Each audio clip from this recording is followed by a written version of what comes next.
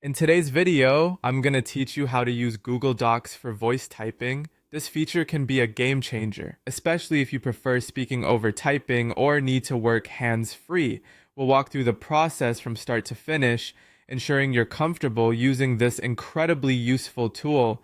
First, you'll need to head over to Google Docs, which you can easily access via your web browser. If you aren't already logged into your Google account, take a moment to do this. Once you're in, locate the document you want to use, open it up, and you'll have the traditional Google Docs interface in front of you ready to go. Next, direct your attention to the top menu bar and click on Tools. This menu houses a variety of helpful functionalities, but today we are specifically focused on the voice typing feature. Once you find voice typing, give it a click. After clicking, a microphone icon will appear on your screen, signaling that you're one step closer to speaking your text. Click the mic icon and you'll notice a pop-up message asking for permission to use your microphone. It's important to allow this access, otherwise Google won't be able to hear your voice. Go ahead and click Allow to proceed.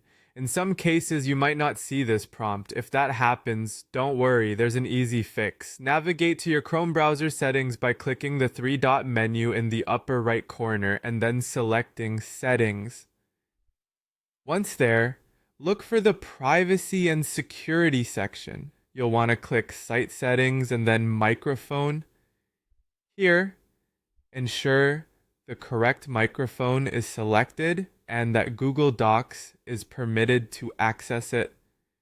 If you're using a Windows computer, check your system settings. Press the Windows key plus I to open settings. Go to System, then Scene, and confirm you have the correct microphone selected under Input.